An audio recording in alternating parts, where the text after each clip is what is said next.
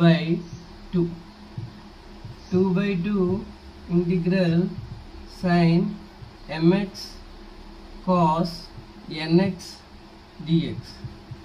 Therefore 1 by 2 integral 2 sin mx cos nx dx.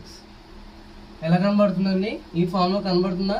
2 sin ఏ ప్లేస్లో mx వచ్చింది, b ప్లేస్లో nx వచ్చింది, అంతే. ఆ ఫార్ములాలో సబ్స్టిట్యూట్ చేయడమే.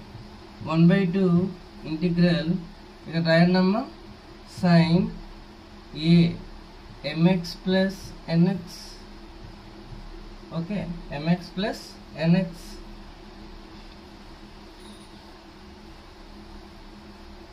then plus sin mx minus nx dx. ఇప్పుడు విడివిడిగా రాయండి. 1 by 2 ఇంటిగ్రల్ sin xను కామన్ తీస్తే m plus nx dx plus మళ్ళీ ఇంటిగ్రల్ 1 by 2 ఇంటిగ్రల్ sin xను కామన్ తీస్తే m minus n x dx. అంతే కదా. ఇప్పుడు మనకి ఫార్ములా తెలుసు. ఏం ఫార్ములా తెలుసు?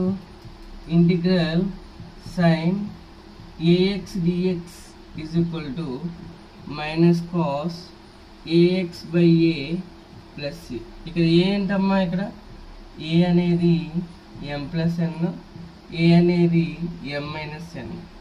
For this one A m minus 1, for this one A m plus 1 over of minus cos m plus n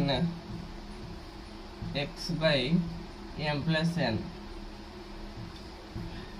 of minus cos m minus n x by m minus n plus c.